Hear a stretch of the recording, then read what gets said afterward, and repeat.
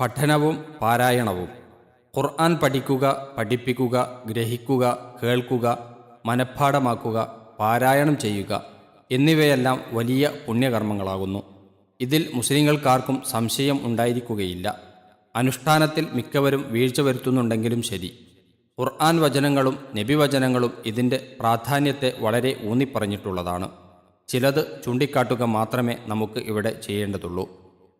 അള്ളാഹു പറയുന്നു, നിശ്ചയമായും അള്ളാഹുവിൻ്റെ കിതാബ് അഥവാ വേദഗ്രന്ഥം പാരായണം ചെയ്യുകയും നമസ്കാരം നിലനിർത്തുകയും നാം നൽകിയിട്ടുള്ളതിൽ നിന്ന് രഹസ്യമായും പരസ്യമായും ചെലവഴിക്കുകയും ചെയ്യുന്ന ആളുകൾ തീരെ നഷ്ടപ്പെട്ടു പോകാത്ത ഒരു വ്യാപാരത്തെ ആഗ്രഹിക്കുകയാണ് ചെയ്യുന്നത്.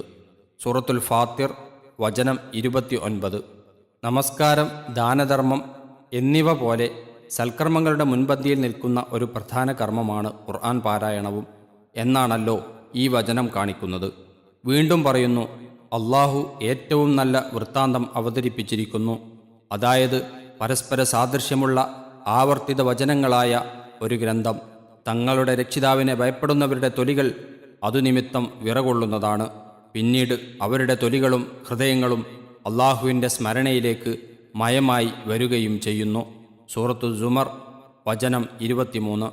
നിശ്ചയമായും സത്യവിശ്വാസികൾ എന്നാൽ അള്ളാഹുവിനെക്കുറിച്ച് പ്രസ്താവിക്കപ്പെടുമ്പോൾ ഹൃദയങ്ങൾ പേടിച്ച് നടുങ്ങുകയും അവൻ്റെ ആയത്തുകൾ ഓതിക്കൽപ്പിക്കപ്പെടുമ്പോൾ അവ തങ്ങൾക്ക് സത്യവിശ്വാസം വർദ്ധിപ്പിക്കുകയും ചെയ്യുന്നവർ മാത്രമാകുന്നു.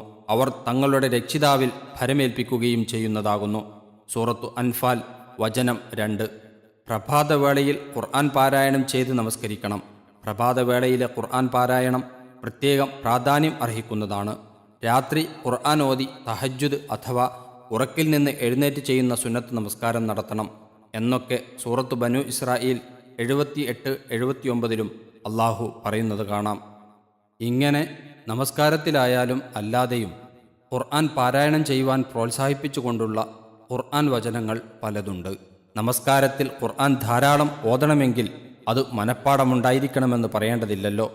പാരായണം ചെയ്യുന്നത് ഖുർആൻ്റെ അർത്ഥവും സാരവും ഗ്രഹിച്ചുകൊണ്ടും ചിന്തിച്ചുകൊണ്ടും ആയിരിക്കണം.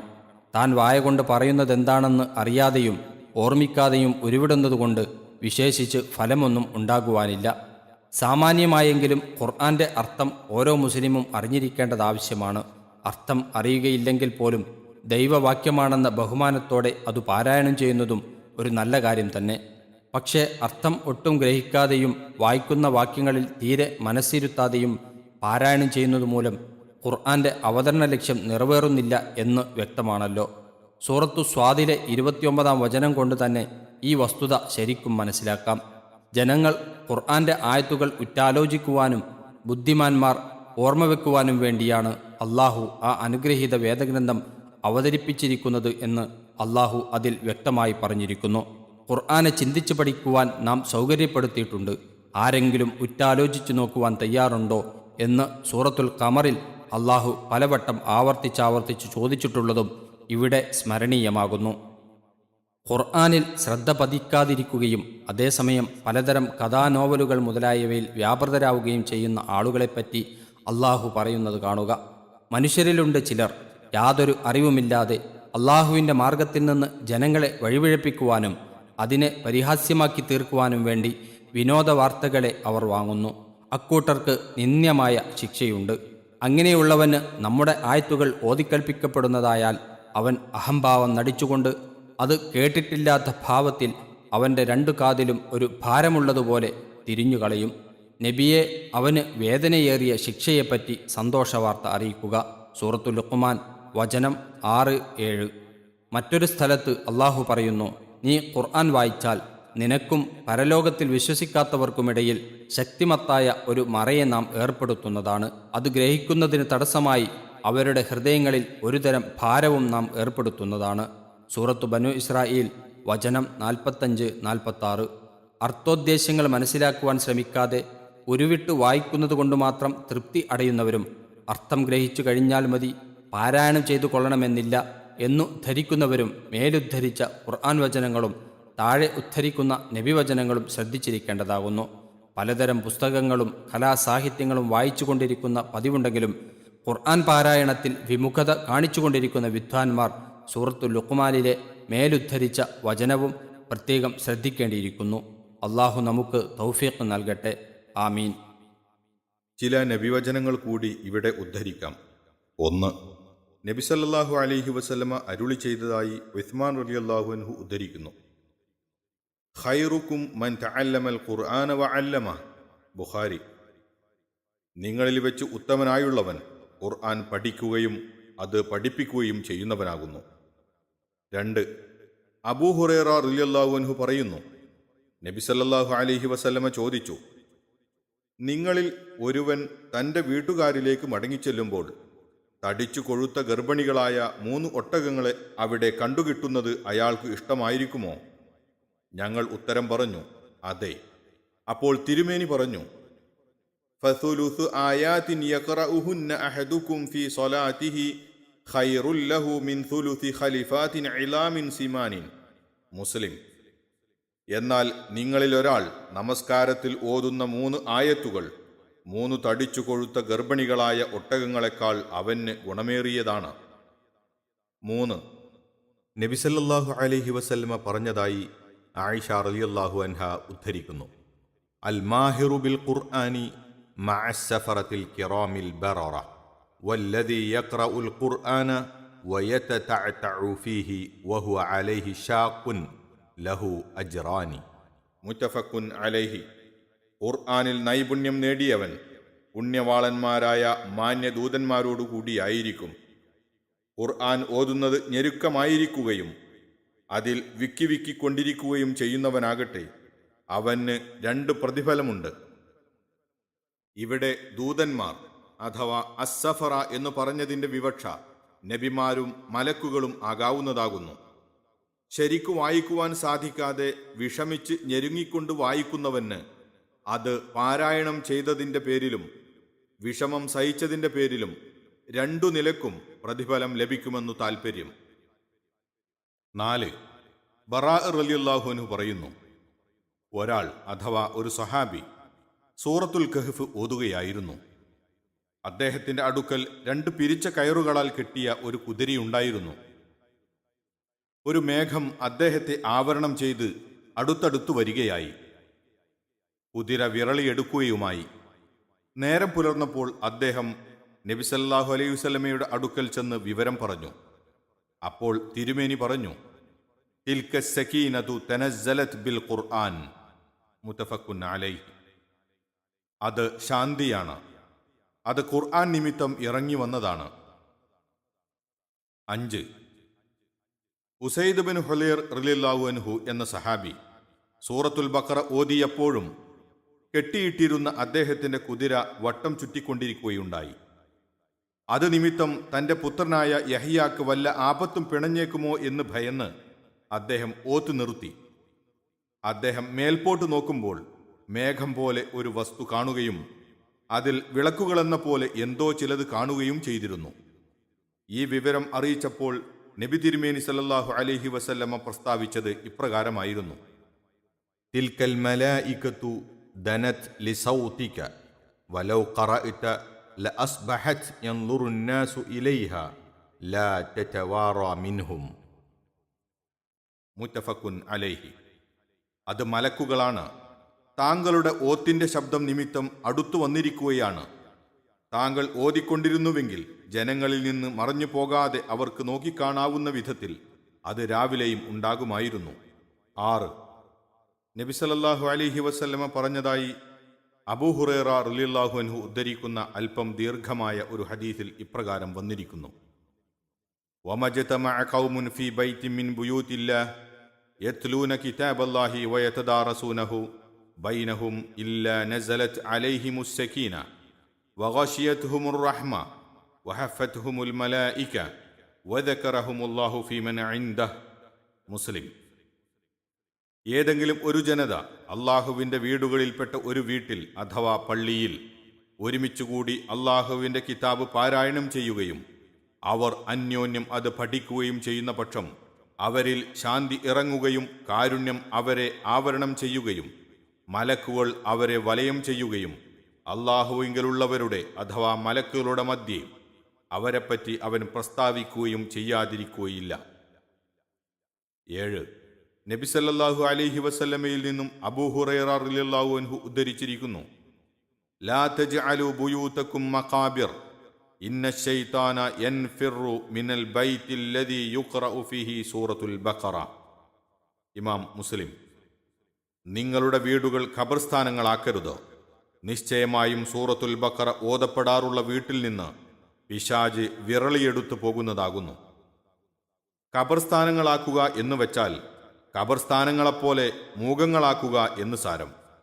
ഈ ഹദീസിൽ നിന്ന് സൂറത്തുൽ ബഖറയുടെ പ്രാധാന്യം മനസ്സിലാക്കാം. ഇസ്ലാമിലെ അനേകം നിയമങ്ങളും തത്വങ്ങളും വിശദീകരിക്കപ്പെട്ടിട്ടുള്ള ഏറ്റവും ദീർഘമായ സൂറത്താണത്. മറ്റു ചില സൂറത്തുകളെക്കുറിച്ചും ചില ഹദീസുകൾ കാണാം. ദൈർഘ്യം ഭയന്ന് ഉദ്ധരിക്കുന്നില്ല. സന്ദർഭോചിതം ചിലതെല്ലാം വഴിയെ നമുക്ക് വായിക്കാം ഇൻഷാ അല്ലാഹ്. 8. നബി സല്ലല്ലാഹു അലൈഹി വസല്ലമ പറഞ്ഞതായി ഇബ്നു ഉമർ റളിയല്ലാഹു അൻഹു ഉദ്ധരിക്കുന്നു, യുഖാലു ലി സാഹിബിൽ ഖുർആനി ഇഖ്റ വർതഖി വറത്തിൽ കമാ കുൻത തുറത്തിലു ഫിദ്ദുനിയ ഫഇന്ന മൻസിലതക ഇൻദ ആഖിരി ആയത്തിൻ തഖറഉഹ. അഹ്മദ് വത്തിർമിദി വ അബൂ ദാവൂദ് വന്നസായി. അതായത്, ഖുർആന്റെ ആളോട് പറയപ്പെടും, നീ ഓതുക, കയറിപ്പോകുക. ഇഹത്തിൽ വെച്ച് നീ എപ്രകാരം സാവകാശത്തിൽ നന്നാക്കി ഓതിയിരുന്നുവോ അപ്രകാരം സാവകാശത്തിൽ ഓതിക്കൊള്ളുക. നീ ഓതുന്ന അവസാനത്തെ ആയത്തിങ്കൽ വെച്ചായിരിക്കും നിന്റെ താവളം. അതായത്, ഇഹത്തിൽ വെച്ച് ഓതിയിരുന്ന പോലെ സാവകാശത്തിൽ നന്നാക്കിക്കൊണ്ടുള്ള ഓത്ത് എത്ര ദീർഘിച്ചു പോകുന്നുവോ അതനുസരിച്ച് സ്വർഗത്തിൽ ഉന്നത പദവികൾ അവർക്ക് ലഭിക്കുമെന്ന് സാരം. ഖുർആൻ നന്നാക്കി ഓതുവാനും കഴിയുന്നത്ര മനഃപ്പാഠമാക്കുവാനുമുള്ള പ്രോത്സാഹനമാണ് ഈ ഹദീസിൽ ഉള്ളത്. 9. നബി സല്ലല്ലാഹു അലൈഹി വസല്ലമ അരുളി ചെയ്തതായി ഇബ്നു മസ്ഊദ് റളിയല്ലാഹു അൻഹു ഉദ്ധരിക്കുന്നു, മൻ ഖറഅ ഹർഫൻ മിൻ കിതാബില്ലാഹി ഫലഹു ബിഹി ഹസനത്തുൻ വൽ ഹസനത്തു ബിഅശ്രി അംസാലിഹാ ലാ അഖൂലു അലിഫ് ലാം മീം ഹർഫുൻ വലാകിൻ അലിഫുൻ ഹർഫുൻ വലാമുൻ ഹർഫുൻ വമീമുൻ ഹർഫുൻ. അത്തുർമിദി വദ്ദാരിമി. ആരെങ്കിലും അള്ളാഹുവിൻ്റെ കിതാബിൽ നിന്ന് ഒരക്ഷരം ഓതിയാൽ അതിനു പകരം അവന് ഒരു നന്മയുണ്ട്. നന്മയാകട്ടെ, അഥവാ ഖുർആനിൽ പറഞ്ഞിരിക്കുന്നത് പോലെ 10 ഇരട്ടി പ്രതിഫലമുള്ളതാണ്. അലിഫ് ലാം മീം എന്നുള്ളത് ഒരു അക്ഷരമാണെന്ന് ഞാൻ പറയുന്നില്ല. അലിഫ് ഒരക്ഷരം, ലാം ഒരക്ഷരം, മീം ഒരക്ഷരം, ഇങ്ങനെയാണ്. ചില സൂറത്തുകളുടെ ആരംഭത്തിലുള്ള കേവലാക്ഷരങ്ങളുടെ കൂട്ടത്തിൽപ്പെട്ട ഒന്നാണ് അലിഫ് ലാം മീം. ഇവയെപ്പറ്റി സന്ദർഭോചിതം നാം സംസാരിക്കുന്നതാണ്. ഏതായാലും അവയുടെ അർത്ഥം എന്താണെന്ന് നമുക്കറിവില്ല. അർത്ഥം ഗ്രഹിക്കുവാൻ സാധിക്കുന്നില്ലെങ്കിലും വിശുദ്ധ ഖുർആൻ പാരായണം ചെയ്യുന്നതിന് അള്ളാഹുവിങ്കൽ പ്രതിഫലം കിട്ടുമെന്നും അർത്ഥം അറിയാത്തവർ ഖുർആൻ പാരായണം ചെയ്യുന്നതിൽ യാതൊരു നന്മയുമില്ലെന്ന് ചിലർ പറയാറുള്ളത് ശരിയല്ലെന്നും ഈ ഹദീസ് തെളിയിക്കുന്നു. പക്ഷേ അർത്ഥം ഗ്രഹിക്കുവാൻ സാധിക്കുന്ന വചനങ്ങളുടെ അർത്ഥം ഗ്രഹിക്കുവാൻ ശ്രമിക്കാതിരിക്കുന്നതിൽ മുസ്ലിങ്ങൾ തെറ്റുകാരായിരിക്കുമെന്ന് പറയേണ്ടതില്ല. 10. അബൂ ഉമാമ റളിയല്ലാഹു അൻഹു നബി സല്ലല്ലാഹു അലൈഹി വസല്ലമയിൽ നിന്നും ഉദ്ധരിക്കുന്നു, ഇഖ്റഉൽ ഖുർആന ഫഇന്നഹു യഅതി യൗമൽ ഖിയാമത്തി ശഫീഅൻ ലി അസ്ഹാബിഹി. മുസ്ലിം. നിങ്ങൾ ഖുർആൻ ഓതുവീൻ, നിശ്ചയമായും അത് ഖിയാമത്തു നാളിൽ അതിൻ്റെ ആൾക്കാർക്ക് ശുപാർശകനായി വരുന്നതാകുന്നു. 11. നബി സല്ലല്ലാഹു അലൈഹി വസല്ലമ പ്രസ്താവിച്ചതായി ഇബ്നു ഉമർ റളിയല്ലാഹു അൻഹു ഉദ്ധരിക്കുന്നു, ലാ ഹസദ ഇല്ലാ അലാ ഇത്നൈനി റജുലുൻ ആതാഹുല്ലാഹുൽ ഖുർആന ഫഹുവ യഖൂമു ബിഹി ആനാ അൽ-ലൈലി വ ആനാ അൻ-നഹാരി വറജുലുൻ ആതാഹുല്ലാഹു മാലൻ ഫഹുവ യുൻഫിഖു മിൻഹു ആനാ അൽ-ലൈലി വ ആനാ അൻ-നഹാർ. മുത്തഫഖുൻ അലൈഹി. രണ്ടാളുകളുടെ കാര്യത്തിലല്ലാതെ അസൂയയില്ല. ഒരാൾ അള്ളാഹു അവന് ഖുർആൻ നൽകിയിരിക്കുന്നു അഥവാ പഠിപ്പിച്ചിരിക്കുന്നു, എന്നിട്ട് രാത്രി സമയങ്ങളിലും പകൽ സമയങ്ങളിലും അത് പാരായണം ചെയ്തുകൊണ്ട് അവൻ നമസ്കാരം നടത്തുന്നു. മറ്റൊരാൾ അള്ളാഹു അവനു ധനം നൽകിയിരിക്കുന്നു, എന്നിട്ട് രാത്രി സമയങ്ങളിലും പകൽ സമയങ്ങളിലും അവൻ അതിൽ നിന്ന് നല്ല മാർഗത്തിൽ ചിലവഴിച്ചു കൊണ്ടിരിക്കുന്നു. അസൂയ കൊണ്ട് ഇവിടെ ഉദ്ദേശ്യം അവനെപ്പോലെ എനിക്കും ആയിത്തീരണമെന്ന ആഗ്രഹത്തോടുകൂടി പരിശ്രമം നടത്തുക എന്നത്രേ, എന്നല്ലാതെ അവന്റെ നന്മയിൽ അനിഷ്ടം കരുതുകയും അവനെതിരായി പ്രവർത്തിക്കുകയും ചെയ്യുക എന്നല്ല. മറ്റൊരാൾ ഖുർആൻ ഓതുമ്പോൾ അത് ശ്രദ്ധ കൊടുത്തു കേൾക്കുക, അന്യോന്യം ഓതിക്കേൾപ്പിക്കുക, പാഠം ഒത്തുനോക്കുക മുതലായവയും നല്ലതാകുന്നു. സാരങ്ങൾ പരസ്പരം ഗ്രഹിക്കുവാനും അഭിപ്രായ വിനിമയങ്ങൾ നടത്തുവാനും അത് ഉതകുന്നു. മനപ്പാഠമാക്കിയ ഭാഗം മറന്നുപോകാതെ സൂക്ഷിക്കുന്നതും അത്യാവശ്യമാകുന്നു. ഒരിക്കൽ നബി സല്ലല്ലാഹു അലൈഹി വസല്ലമ തിരുമേനി ഇബ്നു മസ്ഊദ് റളിയല്ലാഹു അൻഹുവിനോട് തനിക്ക് ഖുർആൻ ഓതിക്കേൾപ്പിക്കുവാൻ ആവശ്യപ്പെടുകയുണ്ടായി. ഖുർആൻ അവതരിച്ചിരിക്കുന്നത് അങ്ങേക്കായിരിക്കെ ഞാൻ അങ്ങേക്ക് ഓതിത്തരുകയോ എന്ന് അദ്ദേഹം ചോദിച്ചു. വഹിബ്ബു അൻ അസ്മഅഹു മിൻ ഗൈരി, അത് മറ്റൊരാളിൽ നിന്നും കേൾക്കുവാൻ ഞാൻ ഇഷ്ടപ്പെടുന്നു എന്നായിരുന്നു തിരുമേനിയുടെ മറുപടി. അങ്ങനെ അദ്ദേഹം സൂറത്തുന്നിസാ ഓതിക്കേൾപ്പിക്കുകയായി. അതിലെ 41-ാം വചനമെത്തിയപ്പോൾ തിരുമേനി ഹസ്ബുക്കൽ ആൻ, ഇപ്പോൾ മതി എന്ന് പറയുകയുണ്ടായി. ഇബ്നു മസ്ഊദ് റളിയല്ലാഹു അൻഹു നോക്കുമ്പോൾ തിരുമേനിയുടെ കണ്ണുകൾ രണ്ടും അശ്രുധാര ഒഴുകുന്നുണ്ടായിരുന്നു. പ്രസ്തുത വചനം ഇതാകുന്നു: ഫകൈഫ ഇദാ ജിഅ്നാ മിൻ കുല്ലി ഉമ്മത്തിൻ ബിശഹീദിൻ വജിഅ്നാ ബിക അലാ ഹൗലാഇ ഷഹീദാ. സൂറത്തുന്നിസാ. അപ്പോൾ എല്ലാ സമുദായത്തിൽ നിന്നും ഓരോ സാക്ഷിയെ നാം കൊണ്ടുവരികയും ഇക്കൂട്ടർക്കു സാക്ഷിയായി നിന്നെ കൊണ്ടുവരികയും ചെയ്യുമ്പോഴത്തെ അവസ്ഥ എന്തായിരിക്കും? ഖിയാമത്തു നാളിൽ വരുവാനിരിക്കുന്ന ആ രംഗത്തെപ്പറ്റി ആലോചിച്ചതുകൊണ്ടാണ് തിരുമേനി സല്ലല്ലാഹു അലൈഹി വസല്ലമ കണ്ണുനീരൊഴുക്കിക്കൊണ്ട് ഇപ്പോൾ മതി എന്ന് പറഞ്ഞത്. ഒരിക്കൽ ഉബയ്യ് ഇബ്നു കഅബിനോട് തിരുമേനി, താങ്കൾക്ക് ഖുർആൻ ഓതിക്കേൾപ്പിക്കുവാൻ അള്ളാഹു എന്നോട് കൽപ്പിച്ചിട്ടുണ്ട് എന്ന് പറയുകയുണ്ടായി. അദ്ദേഹം ചോദിച്ചു, അള്ളാഹു എൻ്റെ പേരെടുത്ത് പറഞ്ഞിരിക്കുന്നുവോ? തിരുമേനി അതെ എന്ന് ഉത്തരം പറഞ്ഞപ്പോൾ അള്ളാഹുവിൻ്റെ സന്നിധിയിൽ തൻ്റെ പേര് പ്രസ്താവിക്കപ്പെട്ടുവല്ലോ എന്ന സന്തോഷാധിക്യത്താൽ അദ്ദേഹത്തിൻ്റെ കണ്ണുകൾ ഒഴുകുകയുണ്ടായി. ഈ രണ്ടു സംഭവങ്ങളും ബുഖാരിയും മുസ്ലിമും റഹിമഹുമല്ല ഉദ്ധരിച്ചിട്ടുള്ളതാകുന്നു. ഉബയ്യ് റളിയല്ലാഹു അൻഹു, ഇബ്നു മസ്ഊദ് റളിയല്ലാഹു അൻഹു എന്നീ രണ്ടുപേരും ഖുർആൻ പാരായണത്തിൽ നൈപുണ്യം നേടിയ സഹാബികളിൽപ്പെട്ടവരായിരുന്നു. ഖുർആൻ വളരെ നന്നായി ഓതിയിരുന്ന മറ്റൊരു സഹാബിയാണ് അബൂ മൂസൽ അശ്അരി റളിയല്ലാഹു അൻഹു. ഒരു രാത്രി അദ്ദേഹം ഖുർആൻ പാരായണം ചെയ്യുന്നത് നബി സല്ലല്ലാഹു അലൈഹി വസല്ലമ ചെവി കൊടുത്തുകൊണ്ടിരുന്നു. പിറ്റേന്ന് അദ്ദേഹത്തോട് തിരുമേനി പറഞ്ഞു, ഇന്നലെ രാത്രി ഞാൻ തൻ്റെ ഓത്ത് ശ്രദ്ധിച്ചു കേട്ടിരുന്നത് താൻ കണ്ടിരുന്നുവെങ്കിൽ? അപ്പോൾ അബൂ മൂസ റളിയല്ലാഹു അൻഹു പറഞ്ഞു, അള്ളാഹുവാണ് സത്യം, അവിടുന്ന് എൻ്റെ ഓത്ത് ശ്രദ്ധിച്ചു കേട്ടിരുന്നതായി ഞാൻ അറിഞ്ഞിരുന്നുവെങ്കിൽ ഞാനത് വളരെ ഭംഗിയായി ഓതിക്കാണിച്ചു തരുമായിരുന്നു. ഈ സംഭവം മുസ്ലിം ഉദ്ധരിച്ചിരിക്കുന്നു. ജമാഅത്ത് നമസ്കാരത്തിൽ ഇമാം അഥവാ മുമ്പിൽ നിൽക്കുന്നവൻ ഉറക്കെ ഖുർആൻ ഓതണമെന്നും പിന്നിലുള്ളവർ അഥവാ മഅ്മൂമുകൾ അത് സശ്രദ്ധം കേൾക്കണമെന്നും നിശ്ചയിക്കപ്പെട്ടിട്ടുള്ളതും ഇവിടെ സ്മരണീയമാകുന്നു. നബി സല്ലല്ലാഹു അലൈഹി വസല്ലമയും ജിബ്രീൽ അലൈഹിസ്സലാമും കൂടി റമളാൻ മാസത്തിൽ ഖുർആൻ പാഠം നോക്കാറുണ്ടായിരുന്നത് നാം മുമ്പ് ചൂണ്ടിക്കാണിച്ചിട്ടുണ്ടല്ലോ. ഖുർആൻ പാരായണം കേൾക്കുമ്പോൾ അതിലേക്ക് ശ്രദ്ധ പതിക്കുകയും അതിന് ഭംഗവും വിഘാതവും ഉണ്ടാക്കാതിരിക്കുകയും ചെയ്യേണ്ടതാകുന്നു. സൂറത്ത് അഅറാഫ് 204 അള്ളാഹു പറയുന്നു, ഖുർആൻ ഓതപ്പെട്ടാൽ നിങ്ങൾ അതിലേക്കു ശ്രദ്ധ കൊടുത്തു കേൾക്കുകയും മൗനമായിരിക്കുകയും ചെയ്യുവിൻ, നിങ്ങൾക്ക് കരുണ ചെയ്യപ്പെട്ടേക്കുന്നതാണ്. ഖുർആനുമായി ജനങ്ങൾ സദാ ഇടപഴകിക്കൊണ്ടിരിക്കുവാൻ വേണ്ടി എന്തുമാത്രം നടപടികളാണ് ഇസ്ലാം സ്വീകരിച്ചിട്ടുള്ളതെന്ന് ഇതിൽ നിന്നൊക്കെ മനസ്സിലാക്കാം. പഠിച്ച ഭാഗം മറന്നുപോകുവാൻ ഇടയാക്കരുതെന്നും നബി സല്ലല്ലാഹു അലൈഹി വസല്ലമ പ്രത്യേകം താക്കീതു നൽകിയിട്ടുണ്ട്.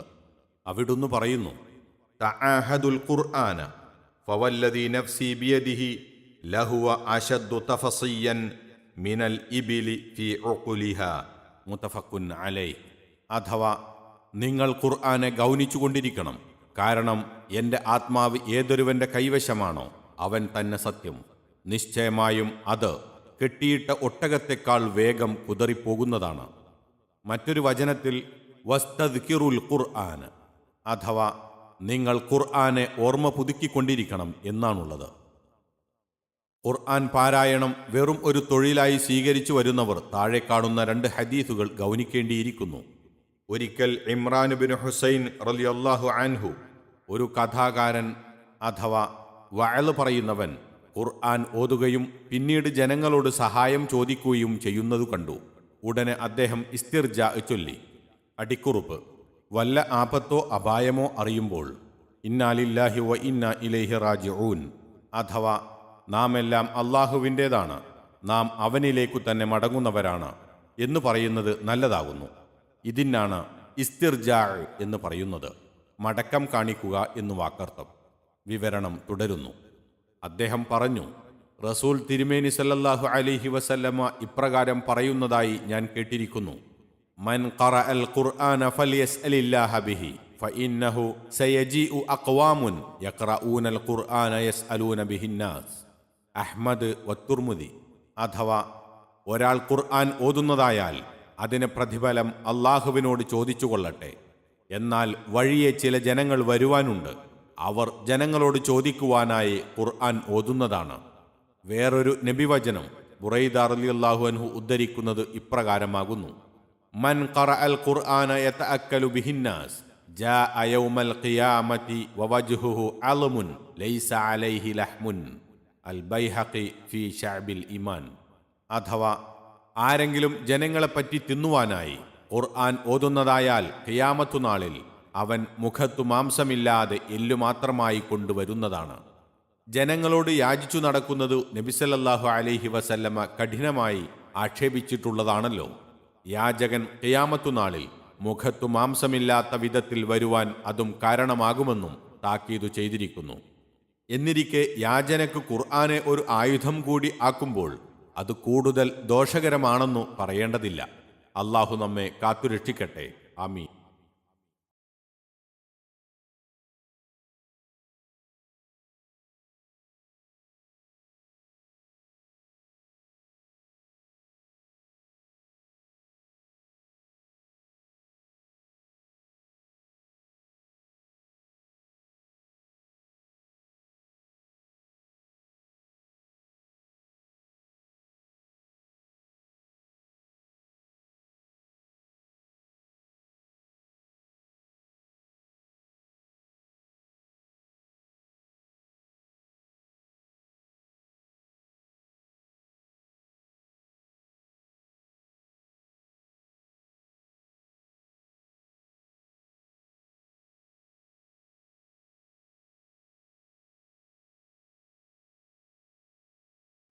പാരായണ മര്യാദകൾ.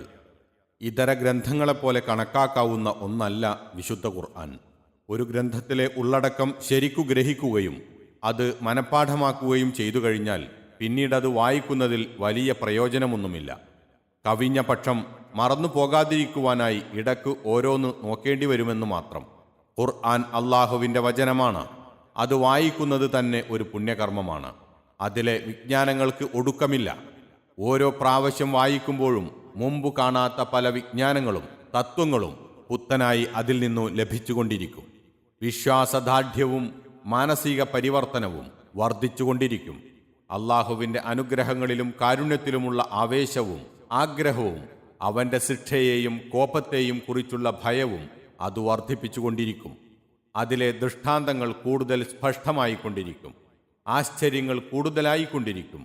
ഒരു ഹദീസിൽ ഇപ്രകാരം വന്നിരിക്കുന്നു: വഫദ്ലു കലാമില്ലാഹി അലാ സായിരിൽ കലാമി കഫദ്ലില്ലാഹി അലാ ഖൽഖിഹി. അത്തുർമിദി വൽ ബൈഹഖി. അഥവാ അള്ളാഹുവിൻ്റെ വചനത്തിനു ഇതര വചനങ്ങളെ അപേക്ഷിച്ചുള്ള ശ്രേഷ്ഠത അള്ളാഹുവിനു അവൻ്റെ സൃഷ്ടികളെ അപേക്ഷിച്ചുള്ള ശ്രേഷ്ഠത പോലെയാകുന്നു. ഇതാണ് ഖുർആനും ഇതര വചനങ്ങളും തമ്മിലുള്ള താരതമ്യത്തിൻ്റെ ചുരുക്കം. അതുകൊണ്ട് ഖുർആൻ പാരായണം ചെയ്യുമ്പോൾ പല മര്യാദകളും പ്രത്യേകം അനുഷ്ഠിക്കേണ്ടതുണ്ട്. അതർഹിക്കുന്ന തരത്തിലുള്ള ബഹുമാനത്തോടും അച്ചടക്കത്തോടും കൂടിയായിരിക്കേണ്ടതുമുണ്ട്. അഊദും ബിസ്മിയും അഥവാ അത്തഅവ്വുദു വൽ ബസ്മല കൊണ്ടായിരിക്കണം ഖുർആൻ പാരായണം ആരംഭിക്കുന്നത്. ശപിക്കപ്പെട്ട പിശാചിൽ നിന്ന് അള്ളാഹുവിനോട് ശരണം തേടുന്നതിനാണ് അഊദു എന്ന് പറയുന്നത്. ഫഇദാ ഖറഅതൽ ഖുർആന ഫസ്തഇദ് ബില്ലാഹി മിനശ് ശൈത്വാനിർ റജീം. സൂറത്തുൻ നഹ്ൽ വചനം 98. അഥവാ നീ ഖുർആൻ പാരായണം ചെയ്യുന്നതായാൽ ആട്ടപ്പെട്ട അഥവാ ശപിക്കപ്പെട്ട പിശാചിൽ നിന്ന് അള്ളാഹുവിൽ ശരണം തേടിക്കൊള്ളുക എന്ന് അള്ളാഹു പറഞ്ഞിരിക്കുന്നു. അള്ളാഹുവിൻ്റെ തിരുനാമത്തിൽ ആരംഭിക്കുന്നതിനാണ് ബിസ്മി എന്ന് പറയുന്നത്.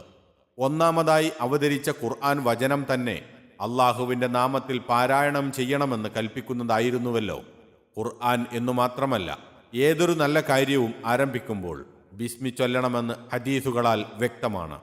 അഊദിൻ്റെയും ബിസ്മിയുടെയും പൂർണ്ണരൂപം എല്ലാവർക്കും അറിയാമല്ലോ. കുറെ വായിച്ചു തീർക്കുക എന്ന നിലക്ക് ഖുർആൻ പാരായണം ചെയ്യരുത്. വായിക്കുന്ന ഭാഗം ഉന്മേഷത്തോടും ഹൃദയ സാന്നിധ്യത്തോടും കൂടി വായിക്കണം. ഇഖ്റഉൽ ഖുർആന മഅ്തലഫത് അലൈഹി ഖുലൂബുക്കും ഫഇദ ഇഖ്തലഫ്തും ഫഖൂമു അൻഹു. മുത്തഫഖുൻ അലൈഹി. അഥവാ നിങ്ങളുടെ ഹൃദയങ്ങൾക്ക് ഖുർആനുമായി ഇണക്കമുള്ളപ്പോൾ നിങ്ങളത് ഓതിക്കൊള്ളുവീൻ. നിങ്ങൾക്ക് ഇണക്കക്കേടുണ്ടാകുമ്പോൾ നിങ്ങൾ മതിയാക്കി എഴുന്നേറ്റ് പോയിക്കൊള്ളുവിൻ എന്നാണ് നബി സല്ലല്ലാഹു അലൈഹി വസല്ലമ ഉപദേശിക്കുന്നത്. ഉച്ചാരണവും ശബ്ദവും എടുപ്പും വെപ്പും നീട്ടലും മണിക്കലും തുടങ്ങിയവയെല്ലാം കഴിയുന്നത്ര നല്ല നിലയിലും അതതിൻ്റെ പ്രത്യേക സ്വഭാവങ്ങളോടും കൂടിയും ആയിരിക്കേണ്ടതുണ്ട്. അടിക്കുറുപ്പ്: അൽ മഖ്റജു വസ്സൗതു വൽ ഇബ്തിദാഉ വൽ വഖഫു വൽ മദ്ദു വൽ ഗുന്നതു വഗൈറുഹ. വിവരണം തുടരുന്നു. ഈ വിഷയകമായും പല ഹദീസുകൾ കാണാവുന്നതാകുന്നു. ഒരു ഹദീസിൽ നബി സല്ലല്ലാഹു അലൈഹി വസല്ലമ പറയുന്നു: മാ അദിനല്ലാഹു ലിശൈഇൻ മാ അദിന ലിനബിയ്യിൻ ഹസനുസ് സൗതി ബിൽ ഖുർആനി യജ്ഹറു ബിഹി. മുത്തഫഖുൻ അലൈഹി. സാരം: ശബ്ദഭംഗിയുള്ള പ്രവാചകന് ഖുർആൻ ഉറക്കെ ഓതുവാൻ സമ്മതം നൽകിയിട്ടുള്ള അത്ര മറ്റൊന്നിനും അഥവാ മറ്റൊന്നും ഓതുന്നതിന് അള്ളാഹു സമ്മതം കൊടുത്തിട്ടില്ല. ഖുർആൻ ശബ്ദം നന്നാക്കി ഉറക്കെ ഓതുന്നത് വളരെ നല്ലതാണെന്നു താൽപ്പര്യം. മറ്റൊരു ഹദീസിൽ തിരുമേനി സല്ലല്ലാഹു അലൈഹി വസല്ലമ പറയുന്നു: സയ്യിനുൽ ഖുർആന ബി അസ്വാതിക്കും. അഹ്മദ് വ അബൂദാവൂദ് വ ഇബ്നു മാജ. അഥവാ നിങ്ങളുടെ ശബ്ദങ്ങൾ കൊണ്ട് ഖുർആനെ അലങ്കരിക്കുവീൻ. വേറൊരു വചനം ഇപ്രകാരമാകുന്നു: ലൈസ മിന്ന മല്ലം യത്ഗാനു ബിൽ ഖുർആൻ. അൽ ബുഖാരി. അഥവാ ഖുർആൻ മണിച്ചു ഓതാത്തവൻ നമ്മിൽപ്പെട്ടവനല്ല. രാഗാത്മകമാക്കുക എന്നല്ല, ശബ്ദം നന്നാക്കി ഉച്ചത്തിൽ ഭംഗിയായി ഓതുകയെന്നത്രേ മണിച്ചോതുക എന്നു പറഞ്ഞതിൻ്റെ വിവക്ഷ. വേറെ പല ഹദീസുകളിൽ നിന്നും ഇത് മനസ്സിലാക്കാവുന്നതാണ്. നബി സല്ലല്ലാഹു അലൈഹി വസല്ലമയുടെ ഓത്ത് എപ്രകാരമായിരുന്നുവെന്ന് ചോദിക്കപ്പെട്ടപ്പോൾ അനസ് റളിയല്ലാഹു അൻഹു പറഞ്ഞ മറുപടി കാനത്ത് മദ്ദൻ മദ്ദ, അഥവാ അത് നീട്ടിക്കൊണ്ടായിരുന്നു എന്നായിരുന്നു. തുടർന്നുകൊണ്ട് അദ്ദേഹം ബിസ്മി ഓതിക്കേൾപ്പിച്ചു കൊടുത്തു. അതിൽ ബിസ്മില്ലാഹി എന്നും അർ റഹ്മാനി എന്നും അർ റഹീം എന്നും പ്രത്യേകം നീട്ടിക്കൊണ്ടാണ് ഓതിക്കൊടുത്തത്. ഈ സംഭവം ബുഖാരി റഹിമഹുല്ല ഉദ്ധരിച്ചതാകുന്നു. ഉമ്മു സലമ റളിയല്ലാഹു അൻഹയോട് അതിനെപ്പറ്റി ചോദിക്കപ്പെട്ടപ്പോൾ അവർ ഓരോ അക്ഷരവും വ്യക്തമായി ഉച്ചരിച്ചുകൊണ്ട് ഓതിക്കൊടുക്കുകയാണ് ചെയ്തത്. ഇത് തിർമദി, അബൂദാവൂദ്, നസായി റഹിമഹുമുല്ല എന്നിവർ ഉദ്ധരിച്ചിരിക്കുന്നു. ഒരിക്കൽ ഇശാ നമസ്കാരത്തിൽ നബി സല്ലല്ലാഹു അലൈഹി വസല്ലമ വത്തീനി സൂറത്ത് ഓതിയതിനെക്കുറിച്ച് ബർറാ റളിയല്ലാഹു അൻഹു പറഞ്ഞത് ഇപ്രകാരമാകുന്നു: മാ സമിഅ്തു അഹദൻ അഹ്സന സൗതൻ മിൻഹു. മുത്തഫഖുൻ അലൈഹി. അഥവാ തിരുമേനിയേക്കാൾ ശബ്ദം നല്ല ഒരാളെ ഞാൻ കേട്ടിട്ടില്ല. മണിച്ചോതുക എന്നും ശബ്ദം നന്നാക്കുക എന്നും പറഞ്ഞതിൻ്റെ ഉദ്ദേശം ഇതിൽ നിന്നെല്ലാം മനസ്സിലാക്കാമല്ലോ. ശബ്ദം നന്നാക്കുന്നതോടൊപ്പം വിനോദരസം പ്രദർശിപ്പിക്കുന്ന പ്രതീതി ഉളവാകാത്തതും ഭക്തി ബഹുമാനം പ്രകടമാക്കുന്ന തരത്തിലുള്ളതുമായിരിക്കണം വായന. ഖുർആനെ സംബന്ധിച്ചിടത്തോളം ഏറ്റവും നല്ല ശബ്ദമുള്ളവനും ഏറ്റവും നല്ല വായനക്കാരനും എങ്ങനെയുള്ളവനായിരിക്കും? അയ്യുന്നാസി അഹ്സനു സൗതൻ ലിൽ ഖുർആനി വ അഹ്സന ഖിറാഅത്തു എന്ന് നബി സല്ലല്ലാഹു അലൈഹി വസല്ലമയോട് ചോദിക്കപ്പെടുകയുണ്ടായെന്നും അപ്പോൾ തിരുമേനി ഇപ്രകാരം മറുപടി പറഞ്ഞുവെന്നും താഊസ് റളിയല്ലാഹു അൻഹു പറയുന്നു: മൻ ഇദാ സമിഅതഹു യഖറഉ അറഅയ്ത അന്നഹു യഖ്ഷല്ലാഹ് അദ്ദാരിമി. അഥവാ ഏതൊരുവൻ ഓതുന്നതു കേട്ടാൽ അവൻ അള്ളാഹുവിനെ ഭയപ്പെടുന്നുണ്ടെന്ന് നിനക്ക് തോന്നുന്നുവോ, അങ്ങനെയുള്ളവനാണ്. ത്വൽഖ് റളിയല്ലാഹു അൻഹു അപ്രകാരമുള്ള ആളായിരുന്നുവെന്നും താഊസ് റളിയല്ലാഹു അൻഹു പ്രസ്താവിച്ചിരിക്കുന്നു. അടിക്കുറുപ്പ്: ത്വൽഖ് റളിയല്ലാഹു അൻഹു സഹാബിയും താഊസ് റഹിമഹുല്ല താബിഇയും ആകുന്നു. വിവരണം തുടരുന്നു. ഖുർആൻ മനഃപ്പാഠമാക്കിയ ആളുകളും സാധാരണ പാരായണ വേളയിൽ ഖുർആൻ നോക്കി ഓതുന്നതാണ് ഉത്തമം. ധൃതിയോടുകൂടിയും ഉച്ചാരണശുദ്ധി കൂടാതെയും ഖുർആൻ ഉരുവിടുന്നത് ഒട്ടും നന്നല്ല. അത് ഖുർആനോടുള്ള ഒരു അനാദരവ് കൂടിയാണ്. ഖുർആൻ ധൃതിപ്പെട്ട് ഓതരുതെന്ന് അള്ളാഹു അവന്റെ റസൂലിനോടു തന്നെ വിരോധിച്ചിട്ടുള്ളത് സൂറത്ത് ത്വാഹ വചനം 114 മറ്റും കാണാവുന്നതാകുന്നു. അള്ളാഹുവിന്റെ രക്ഷാശിക്ഷകളെപ്പറ്റി വിവരിക്കുന്ന സന്ദർഭങ്ങളിൽ ഓത്ത് നിറുത്തി കാരുണ്യത്തിനു വേണ്ടി അപേക്ഷിക്കുകയും ശിക്ഷയിൽ നിന്ന് രക്ഷയ്ക്കു വേണ്ടി പ്രാർത്ഥിക്കുകയും ചെയ്യേണ്ടതാണ്. സന്ദർഭത്തിനൊത്ത പ്രതികരണവും ഹൃദയത്തിൽ സംജാതമാകേണ്ടതുണ്ട്. സുജൂദ് ചെയ്യേണ്ടുന്ന ആയത്തുകൾ ഓതുമ്പോൾ സുജൂദ് ചെയ്യുകയും വേണം. അടിക്കുറുപ്പ്: അള്ളാഹുവിന് സുജൂദ് അഥവാ സാഷ്ടാംഗ നമസ്കാരം ചെയ്യുവാൻ പ്രേരിപ്പിക്കുന്ന ചില ആയത്തുകൾ ഓതുമ്പോൾ ഓതുന്നവരും കേൾക്കുന്നവരും ഓരോ സുജൂദ് ചെയ്യേണ്ടതുണ്ടെന്ന് നബി സല്ലല്ലാഹു അലൈഹി വസല്ലമയുടെ സുന്നത്തിനാൽ സ്ഥാപിതമായിട്ടുള്ളതാണ്. ഇങ്ങനെയുള്ള ആയത്തുകളുടെ അവസാനത്തിൽ സുജൂദു തിലാവ അഥവാ ഓത്തിന്റെ സുജൂദ് എന്ന് മുസ്ഹഫുകളിൽ അടയാളപ്പെടുത്തിയിട്ടുള്ളതുകൊണ്ട് അവയുടെ സ്ഥാനങ്ങൾ ആർക്കും മനസ്സിലാക്കുവാൻ പ്രയാസമില്ല. അതതു സ്ഥാനങ്ങളിൽ വെച്ച് യഥോചിതം നാം അവയെപ്പറ്റി ഉണർത്തുന്നതുമാണ് ഇൻഷാ അല്ലാഹ്. വിവരണം തുടരുന്നു. പകലത്തെക്കാൾ രാത്രിയിലും മറ്റവസരങ്ങളെക്കാൾ നമസ്കാരത്തിലും പ്രഭാതവേളയിലും മനസാന്നിധ്യം കൂടുതൽ ലഭിക്കുന്നതാകുന്നു. സൂറത്ത് മുസമ്മിലിൽ ഖുർആൻ സാവകാശം ഓതാനായി അള്ളാഹു കൽപ്പിച്ചിരിക്കുന്നു. വൃത്തിയോടുകൂടിയും മാന്യവും ശുദ്ധവുമായ സ്ഥലത്ത് വെച്ചും ആയിരിക്കുക, ചെറിയ ശുദ്ധിയോടുകൂടി ആയിരിക്കുക അഥവാ വുളുവോടുകൂടി ആയിരിക്കുക മുതലായവയും ഖുർആൻ പാരായണ മര്യാദകളിൽ പെട്ടതാകുന്നു. വലിയ അശുദ്ധി അഥവാ ജനാബത്ത് ഉള്ളവർക്ക് ഖുർആൻ പാരായണവും നമസ്കാരവും പാടില്ലെന്ന് വിരോധിക്കപ്പെട്ടിരിക്കുന്നു. പക്ഷേ ഖുർആനല്ലാത്ത ദിക്ർ അഥവാ ദൈവകീർത്തനം, ദുആ അഥവാ പ്രാർത്ഥന മുതലായവ നടത്താവുന്നതുമാണ്. ഇവയെല്ലാം തന്നെ ഖിബിലയെ അഭിമുഖീകരിച്ചുകൊണ്ടായിരിക്കുന്നതാണ് കൂടുതൽ നല്ലത്. വുളു കൂടാതെ മുസ്ഹഫ് എടുക്കുന്ന കാര്യത്തിൽ പണ്ഡിതന്മാർക്കിടയിൽ രണ്ടഭിപ്രായമാണുള്ളത്. മുസ്ഹഫ് എടുക്കുവാൻ വുളു നിർബന്ധമാണെന്നാണ് പലരുടെയും പക്ഷം. മറ്റൊരു പക്ഷം നിർബന്ധമില്ലെന്നുമാകുന്നു. നിർബന്ധമാണെന്നുള്ളതിന് മതിയായ തെളിവുകളൊന്നുമില്ല. എങ്കിലും വുളുവോടുകൂടി ആയിരിക്കുന്നതാണ് ഉത്തമമെന്നതിൽ സംശയമില്ല. അത്രയുമല്ല, ഒരു മുസ്ലിമിനെ സംബന്ധിച്ചിടത്തോളം കഴിയുന്നത്ര എല്ലാ സമയത്തും വുളുവോടുകൂടി ഇരിക്കുക എന്നുള്ളത് വളരെ നല്ല കാര്യമാകുന്നുവെന്ന് നബി സല്ലല്ലാഹു അലൈഹി വസല്ലമയുടെ സുന്നത്തിനാൽ സ്ഥാപിതമായതാകുന്നു. അശുദ്ധമായ സ്ഥലങ്ങളിലോ നിന്ദ്യമായ സ്ഥാനങ്ങളിലോ മുസ്ഹഫ് വെക്കുന്നതും സൂക്ഷിക്കേണ്ടതുണ്ട്. ശത്രുക്കൾ ഖുർആനെ അവഹേളിക്കുവാൻ സംഗതി വരുന്ന പക്ഷം മുസ്ഹഫ് ശത്രുനാട്ടിലേക്ക് കൊണ്ടുപോകരുതെന്ന് ഹദീസിൽ പ്രത്യേകം വിരോധിച്ചിരിക്കുന്നു. ഖുർആന്റെ സിദ്ധാന്തങ്ങളും തത്വങ്ങളും മാത്രമല്ല, അതെഴുതിയ ഏടും ബഹുമാനിക്കപ്പെടേണ്ടതുണ്ടെന്ന് ഇതിൽ നിന്ന് വ്യക്തമാകുന്നു. ബഹുമാന്യനായ ഒരാളുടെ എഴുത്തുപോലും നിന്ദിക്കപ്പെടുന്നത് ഒരു അപരാധമായി കരുതപ്പെടുന്ന സ്ഥിതിക്ക് അള്ളാഹുവിന്റെ ഗ്രന്ഥത്തെ അനാദരിക്കുന്നതിനെപ്പറ്റി പറയേണ്ടതുണ്ടോ? ഇത്തരം സംഗതികളിൽ ഇന്ന് പൊതുവെ ഒരു അലസ നയമാണുള്ളത് എന്ന് പറയേണ്ടിയിരിക്കുന്നു. വർത്തമാന പത്രങ്ങളുടെ കഷ്ണങ്ങളെന്ന പോലെ ഖുർആനോ നബിവചനങ്ങളോ എഴുതിയ കഷ്ണങ്ങളും പലരും പുറത്തെറിയുവാൻ മടിക്കാറില്ല. താരതമ്യേന പുരോഗമനവാദികളിലാണ് ഈ വക കാര്യങ്ങൾ കൂടുതൽ കാണപ്പെടുക.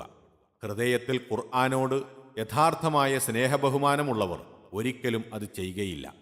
ഖുർആന്റെ സിദ്ധാന്തങ്ങളെക്കുറിച്ച് പ്രസംഗിക്കുന്നതുകൊണ്ട് മാത്രം അതിനോടുള്ള കടപ്പാടുകൾ തീർന്നുവെന്നോ അതിനെ ബഹുമാനിച്ചുവെന്നോ പറഞ്ഞുകൂടാ. അനുസരണക്കേടിനേക്കാൾ വമ്പിച്ച അപരാധമാണ് അനാദരിക്കലും അപമാനിക്കലും എന്നോർക്കേണ്ടതുണ്ട്.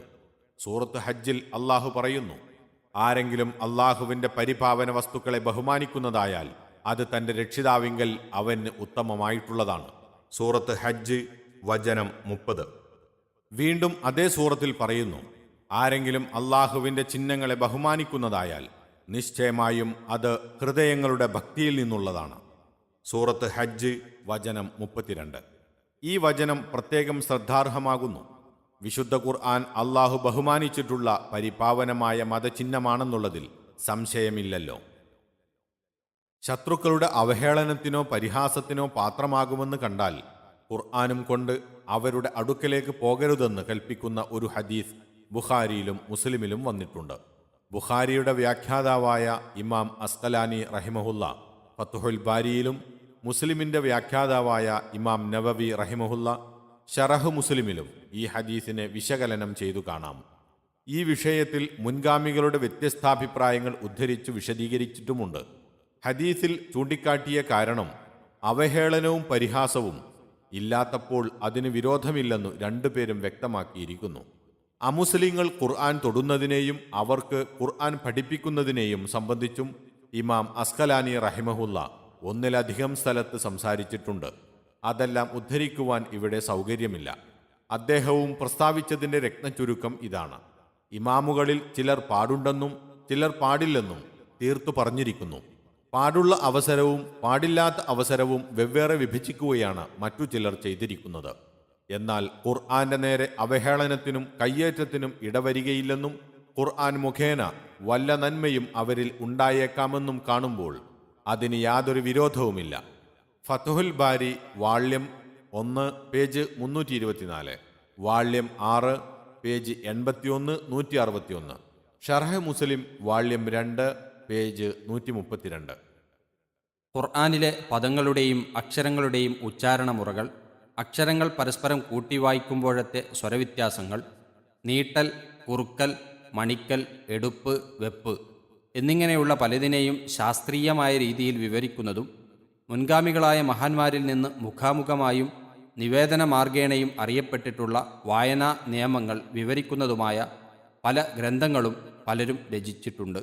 ഇൽമുൽ ഖിറാഅത്തി വത്തജ്വീദ് അഥവാ ഖുർആൻ വായനയുടെയും നന്നായി വായിക്കുന്നതിൻ്റെയും ശാസ്ത്രം എന്ന പേരിൽ ഒരു ഇസ്ലാമിക ശാസ്ത്ര വിഭാഗം തന്നെ നിലവിലുണ്ട്. അറബി ഭാഷാ ഗ്രന്ഥങ്ങൾ വായിക്കുന്നതിൽ സാധാരണ ഗൗനിക്കേണ്ടതില്ലാത്ത എത്രയോ കാര്യങ്ങൾ ഖുർആൻ പാരായണത്തിൽ ഗൗനിക്കേണ്ടതായിട്ടുണ്ട്. അവ നബി സല്ലല്ലാഹു അലൈഹി വസല്ലമയിൽ നിന്ന് സ്വഹാബികളും അവരിൽ നിന്ന് താബിയുകളും അവരിൽ നിന്ന് പിൻഗാമികളുമായി കർണാകർണികയായി പഠിച്ചു വന്ന പാരമ്പര്യ വിജ്ഞാനങ്ങളത്രേ. ചുരുക്കി പറയുന്ന പക്ഷം ഖുർആൻ പാരായണ നിയമങ്ങൾ ഒട്ടും അറിയാത്തവന് ഖുർആൻ ശരിക്കു വായിക്കുവാൻ സാധിക്കുകയില്ല. ഗ്രന്ഥത്തിൽ നിന്നു മാത്രം പഠിച്ചാലും പോരാ, ഗുരുമുഖങ്ങളിൽ നിന്ന് നേരിട്ട് കേട്ടു മനസ്സിലാക്കിയെങ്കിൽ മാത്രമേ അവ വേണ്ടതുപോലെ പ്രയോഗത്തിൽ വരുത്തുവാൻ സാധിക്കുകയുള്ളൂ. പരസഹായം കൂടാതെ ഒരു മലയാളി മലയാളത്തിൽ വിരചിതമായ ഇംഗ്ലീഷ് ഭാഷാ സഹായികളെ മാത്രം ആസ്പദമാക്കി ഇംഗ്ലീഷ് പഠിച്ചാലുള്ളതുപോലെ, അല്ലെങ്കിൽ ഒരു ഇംഗ്ലീഷുകാരൻ ഇംഗ്ലീഷിൽ രചിക്കപ്പെട്ട മലയാള ഭാഷാ സഹായികളിൽ നിന്ന് മലയാളം പഠിച്ചാലുള്ളതുപോലെയായിരിക്കും ഗുരുസഹായം കൂടാതെ ഖുർആൻ വായന പഠിച്ചാലുള്ള അനുഭവം. സംഗീത രീതികൾ പുസ്തകത്തിൽ നിന്ന് മാത്രം പഠിച്ചു സംഗീതം പാടിയാലുള്ള കഥയും അങ്ങനെ തന്നെ. ഖുർആനാണെങ്കിൽ സാധാരണ അറബി ഗദ്യങ്ങളുടെ മാതിരിയോ പദ്യങ്ങളുടെ മാതിരിയോ ഉള്ള ഒന്നല്ല. അതിന് അതിൻ്റേതായ ഒരു പ്രത്യേക സ്വഭാവമാണുള്ളത്. അത് കവിതയല്ല, എന്നാൽ അത് സാധാരണ രീതിയിലുള്ള ഗദ്യവുമല്ല. ആകയാൽ അതിന് അതിൻ്റേതായ വായനാ രീതിയും വായനാ നിയമവും ഉണ്ട്. ഖുർആൻ വായന ശരിപ്പെടുത്തുന്ന വിഷയത്തിൽ അടുത്ത കാലം വരെ പണ്ഡിതന്മാരും പാമരന്മാരും അടക്കം പിൽക്കാല മുസ്ലിങ്ങൾ പൊതുവിൽ കുറെ അതിരുകവിഞ്ഞു പോയിരുന്നു. അതേസമയത്ത് അതിൻ്റെ അർത്ഥവും ആശയവും പഠിക്കുകയും പഠിപ്പിക്കുകയും ചെയ്യുന്നതിൽ അവർ വളരെ അമാന്തം കാണിച്ചിരുന്നുവെന്നതും ഒരു പരമാർത്ഥമത്രേ. അവരുടെ ശ്രമം മുഴുക്കെ ഉച്ചാരണത്തിലും വായനാശൈലിയിലും മാത്രം കേന്ദ്രീകരിക്കുകയാണ് ചെയ്തത്. ഖുർആനോടുള്ള തങ്ങളുടെ കടമ അതോടെ അവസാനിച്ചുവെന്നും മിക്കവരും കരുതിവശായി. ഇന്ന് കാര്യവിവരമുള്ള പണ്ഡിതന്മാർ പലരും ഇതിനെതിരിൽ ശബ്ദമുയർത്തിയും സമരം നടത്തിയും കൊണ്ടിരിക്കുകയാണ്. തൽഫലമായി ഒട്ടൊക്കെ ആളുകൾക്ക് ഖുർആൻ മനസ്സിലാക്കണമെന്ന ഒരു ബോധം ഉണ്ടായി തുടങ്ങിയിട്ടുണ്ടെന്ന് പറയാം. അൽഹംദുലില്ലാ. നേരെ മറിച്ച് ഖുർആൻ്റെ അർത്ഥം അറിഞ്ഞാൽ മതി, അതിൻ്റെ വായനയും പാരായണ കാര്യവും എങ്ങനെയെങ്കിലും ആയിക്കൊള്ളട്ടെ എന്നൊരു നിലപാടുകൂടി അതോടൊപ്പം പലരിലും പ്രകടമായി കാണുന്നു. ഖുർആൻ ഗ്രഹിക്കുവാനുള്ള താൽപ്പര്യത്തിലും പരിശ്രമത്തിലും സ്വഹാബികൾ തുടങ്ങിയ മുൻഗാമികളെ കവച്ചുവെക്കുന്ന ഒരൊറ്റ വ്യക്തിയും ഇന്നില്ല. അതിൻ്റെ പാരായണ മുറകളിലും വായന നന്നാക്കുന്നതിലും അവർ എത്രമാത്രം ശ്രദ്ധ പതിച്ചിരുന്നുവെന്ന് മുകളിൽ വായിച്ച ഉദ്ധരണികളിൽ നിന്നും മറ്റും നല്ലപോലെ ഗ്രഹിക്കാമല്ലോ. തജ്വീദ് അഥവാ നന്നാക്കി ഓതലിനെ സംബന്ധിച്ചിടത്തോളം ഒരു അവഗണനാ നയം മാത്രമല്ല, അതൊരു പഴഞ്ചനും അനാവശ്യവുമാണെന്നു പോലും ഒരു ധാരണ ചിലരിൽ കടന്നുകൂടിയിട്ടുണ്ട്. വേറെയും എത്രയോ പ്രവാചകചര്യകളെ ഈ പരിഷ്കരണവാദികൾ പഴഞ്ചനാക്കി പുറന്തള്ളുക പതിവാണ്. അക്കൂട്ടത്തിൽ ഒന്നു മാത്രമാണിതും. പണ്ഡിതന്മാരെന്നു കരുതപ്പെടുന്ന പലരും ഇന്ന് ഖുർആൻ വായിക്കുന്നത് കേൾക്കുമ്പോൾ അത്ഭുതം തോന്നും. ഒരക്ഷരം മറ്റൊരക്ഷരമായി മാറുക, അർത്ഥവ്യത്യാസം വന്നേക്കുമാറ് സ്ഥാനം തെറ്റി നിർത്തുക അഥവാ വഖഫ് ചെയ്യുക, നിർത്തി വായിക്കൽ അത്യാവശ്യമായ സ്ഥാനങ്ങളിൽ കൂട്ടി വായിക്കുക തുടങ്ങിയ അബദ്ധങ്ങൾ പലതും അവർ നിർലജ്ജം ആവർത്തിക്കുന്നത് കാണാം. അതുപോലെ തന്നെ അറബി ഭാഷ അല്പമൊക്കെ കൈകാര്യം ചെയ്യുവാൻ അറിയുന്നവരിൽ പോലും തെറ്റുകൂടാതെ അറബി എഴുതുവാൻ ഖുർആൻ വിശേഷിച്ചും കഴിയാത്ത പലരെയും കാണും. ഇതിലെല്ലാം ഇത്രയും അവഗണനാ നയം സ്വീകരിക്കുന്ന ഇതേ ആളുകൾ മറ്റു വല്ല പുസ്തകങ്ങളോ വർത്തമാന പത്രങ്ങളോ വായിക്കുമ്പോൾ ഒരാളുടെ പക്കൽ വല്ല അക്ഷരത്തെറ്റോ വടിവ് കുറവോ കണ്ടാൽ അത് വളരെ പുച്ഛത്തോടുകൂടി വീക്ഷിക്കുകയും ചെയ്യും. കോമ, പുള്ളി മുതലായ ചിഹ്നങ്ങൾ ഗൗനിക്കാതിരുന്നാൽ പോലും പരിഹാസത്തിന് വിഷയമാക്കുന്ന ഇവർ ഖുർആൻ വായനയിലെ തെറ്റുകളെപ്പറ്റി ശ്രദ്ധ പതിക്കുന്നത് പഴഞ്ചനും നിസ്സാരവുമാക്കുന്നത് കേവലം ഒരു വിരോധാഭാസമത്രേ. ഖുർആനെ ഉള്ളഴിഞ്ഞു സ്നേഹിക്കുകയും യഥാർത്ഥമായി ആദരിക്കുകയും ചെയ്യുന്നവർ അതിൻ്റെ വായനയും അതിൻ്റെ എഴുത്തും എല്ലാം തന്നെ ഗൗനിക്കാതിരിക്കയില്ല, ഗൗനിക്കേണ്ടതുമുണ്ട്. എഴുത്തിലും വായനയിലും അറിഞ്ഞിരിക്കേണ്ടുന്ന ചില കാര്യങ്ങൾ. ഉസ്മാൻ റളിയല്ലാഹുവിൻ്റെ ഖിലാഫത്ത് കാലത്ത് പല രാജ്യങ്ങളിലേക്കും മുസ്ഹഫിൻ്റെ പകർപ്പുകൾ അയച്ചു കൊടുത്തുവെന്നും അതുകൊണ്ടാണ് മുസ്ഹഫുകൾക്ക് ഉസ്മാനി മുസ്ഹഫ് എന്ന് പറയപ്പെടുന്നതെന്നും മുമ്പ് പറഞ്ഞുവല്ലോ. അന്ന് ആ മുസ്ഹഫുകളിൽ അംഗീകരിക്കപ്പെട്ടിരുന്ന സമ്പ്രദായത്തിലുള്ള എഴുത്തിന് അർ റസ്മുൽ ഉസ്മാനി അഥവാ ഉസ്മാനി എഴുത്ത് എന്ന് പറയപ്പെടുന്നു. മുസ്ഹഫുകളിൽ പൊതുവിൽ അംഗീകരിക്കപ്പെട്ടു വരുന്നതും ഈ സമ്പ്രദായം തന്നെ. പക്ഷേ മുൻകാലത്തില്ലാത്ത പലതരം പരിഷ്കരണങ്ങളും പിൽക്കാലങ്ങളിൽ സ്വീകരിക്കപ്പെട്ടിട്ടുണ്ട്. ഉസ്മാനി എഴുത്തും സാധാരണ അറബി എഴുത്തും തമ്മിൽ ചില സ്ഥലങ്ങളിൽ വ്യത്യാസമുണ്ടായിരിക്കും. ഉച്ചാരണങ്ങളുടെ അടിസ്ഥാനത്തിൽ പദങ്ങൾ എഴുതുന്ന സമ്പ്രദായം, വകഭേദങ്ങളുടെ അടിസ്ഥാനത്തിൽ പദങ്ങൾ എഴുതുന്ന സമ്പ്രദായം എന്നിങ്ങനെ രണ്ട് സമ്പ്രദായങ്ങളുള്ളതാണ് ഈ വ്യത്യാസത്തിന് മുഖ്യ കാരണം. ഉദാഹരണമായി സ്വലാത്ത് എന്ന് ശബ്ദം വരുന്ന പദം സ്വലവാത്ത് എന്നും സ്വലാത്ത് എന്നും, ജാവസ എന്ന് വായിക്കുന്ന പദം ജവസ എന്നും ജാവസ എന്നും എഴുതപ്പെടുന്നു. റഹ്മത്ത് എന്നുള്ളത് റഹ്മത്ത്, റഹ്മത്ത് എന്നീ രൂപങ്ങളിലും, അർസൽനാക്ക എന്നുള്ളത് അർസൽനക്ക, അർസൽനാക്ക എന്നിങ്ങനെയും എഴുതി വരാറുണ്ട്. ഇതിനെപ്പറ്റി ഇവിടെ കൂടുതൽ വിവരിക്കുന്നില്ല. മുസ്ഹഫുകളിൽ ഉസ്മാനി എഴുത്തു തന്നെ സ്വീകരിക്കേണ്ടതുണ്ടോ ഇല്ലേ എന്നതിൽ അഭിപ്രായ വ്യത്യാസമുണ്ട്. ഇമാം മാലിക് റഹിമഹുല്ല, ഇമാം അഹ്മദ് റഹിമഹുല്ല മുതലായവരും ഭൂരിഭാഗം പണ്ഡിതന്മാരും ഉസ്മാനി എഴുത്തു തന്നെ സ്വീകരിക്കൽ നിർബന്ധമാണെന്ന പക്ഷക്കാരാകുന്നു. ഒരു പ്രത്യേക രീതിയിലുള്ള എഴുത്തു തന്നെ സ്വീകരിക്കണമെന്നുള്ളതിൽ ബലപ്പെട്ട തെളിവില്ലെന്നും ഉസ്മാൻ റളിയല്ലാഹുവിൻ്റെ കാലത്തുള്ള മുസ്ഹഫുകളും പിൽക്കാലങ്ങളിൽ എഴുതപ്പെട്ട മുസ്ഹഫുകളും തമ്മിൽ എഴുത്തിൽ പല വ്യത്യാസങ്ങളും കാണുന്നത് അതുകൊണ്ടാണെന്നുമാണ് മറ്റൊരു പക്ഷക്കാർ പറയുന്നത്. എന്നാൽ വായനാവേളയിൽ അർത്ഥോദ്ദേശ്യങ്ങളിൽ മാറ്റം വരത്തക്ക വ്യത്യാസം നേരിടുന്നതിന് എഴുത്തിൻ്റെ രൂപഭേദം കാരണമായിക്കൂടാ എന്ന് തീർച്ചയാകുന്നു. മൂന്നാമതൊരു അഭിപ്രായം ഇതാണ്: അതതു കാലത്ത് പ്രചാരത്തിലുള്ള ലിപി സമ്പ്രദായമാണ് മുസ്ഹഫിലും ഉപയോഗിക്കേണ്ടത്. എങ്കിലും പഴയ സമ്പ്രദായത്തിലുള്ള എഴുത്ത് ഒരു ചരിത്ര ലക്ഷ്യമെന്ന നിലക്ക് സൂക്ഷിച്ചു വരേണ്ടതുണ്ട് താനും. ഈ അഭിപ്രായം കൂടുതൽ യുക്തമായി തോന്നുന്നു. അല്ലാഹു ആലം. പൂർവകാല സമ്പ്രദായത്തിലുള്ള ലിപി പിന്നീട് സ്വീകരിക്കപ്പെട്ട പരിഷ്കരണങ്ങളൊന്നും കൂടാതെ അതേ രൂപത്തിൽ ഉപയോഗിച്ചാൽ ജനങ്ങൾ കുഴപ്പത്തിലാകുന്നതുകൊണ്ട് ഇക്കാലത്ത് അത് ഉപയോഗിച്ചുകൂടാ എന്നും ചില പണ്ഡിതന്മാർ പ്രസ്താവിച്ചു കാണുന്നു. നബി സല്ലല്ലാഹു അലൈഹി വസല്ലമയുടെയും സ്വഹാബികളുടെയും കാലത്ത് അറബി ലിപിയിൽ പുള്ളിയും ഹർക്കത്ത്, സുക്കൂൻ മുതലായവയും നടപ്പിലുണ്ടായിരുന്നില്ല. അബ്ദുൽ മലിക്കിൻ്റെ ഖിലാഫത്ത് ഹിജ്റ 65 മുതൽ 86 വരെയുള്ള കാലത്ത് ഹജ്ജാജ് ബിൻ യൂസുഫിൻ്റെ പരിശ്രമഫലമായിട്ടാണ് അവ മുസ്ഹഫിൽ നടപ്പാക്കപ്പെട്ടത് എന്നാണ് പറയപ്പെടുന്നത്. അബുൽ അസ്വദ് ദുഅലി റഹിമഹുല്ലയാണ് ആദ്യമായി മുസ്ഹഫിൽ അക്ഷരങ്ങൾക്ക് പുള്ളിയും മറ്റും കൊടുത്തതെന്നും അഭിപ്രായമുണ്ട്. ഏതായാലും ഇത് സമുദായത്തിന് ലഭിച്ച മഹത്തായ ഒരു അനുഗ്രഹം തന്നെ. അതില്ലായിരുന്നുവെങ്കിൽ ഖുർആനിൽ എത്രയോ ഭിന്നിപ്പുകൾ ഉണ്ടാകുമായിരുന്നു.